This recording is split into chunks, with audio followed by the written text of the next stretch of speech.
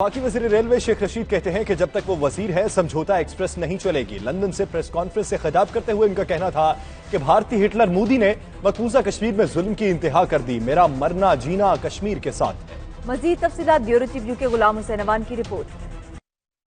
बरतानिया के दौरे पर आए वफाकी वजीर रेलवे शेख रशीद ने लंदन में प्रेस कॉन्फ्रेंस की और खुलकर हर मौजू पर इजहार ख्याल किया। एक सवाल का जवाब में वफाकी वजीर ने कहा कि समझौता एक्सप्रेस को बहुत पहले बंद हो जाना चाहिए था। इस ट्रेन की वजह से भारत से पाकिस्तान मंशियात भेजी जाती है। उन्होंने कहा कि वो जब तक वजीर हैं इस ट्रेन को नहीं चलने देंगे। शेख रशीद ने कहा कि भारतीय वजीर आजम ने कश्मीर में छेड़छाड़ करके बहुत बड़ा रिस्क लिया है। अब कश्मीर की तहरीक असल महीनों में शुरू हो गई है। उन्होंने कहा कि वो लंदन मुजाहिरों में जानबूझकर शरीक नहीं हुए ताकि वहाँ पर कोई मसला न हो। अब दुनिया को पता चल चुका है कि भारत किस तरह कश्मीर में इंसानी हकूक की पामाली कर रहा है। उनका कहना था कि कश्मीरी हर सूरत कश्मीर को आजाद कराएंगे।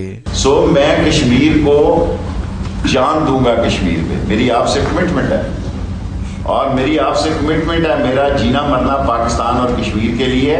मैं अमली आदमी हूँ। मैं सिर्फ लोग ये ना समझे कि मैं मीडिया खेलता हूँ। Time will prove. जिस दिन से इस हिटलर ने ये गलती की है, इस नाजी ने ये मोदी ने गलती की है, मैं समझता हूँ मेरी सियासत शुरू या हुई है। होली और जिद्दोजहद और जंग में शामिल होने से बचाए हमारे पास कोई ऑप्शन नहीं है।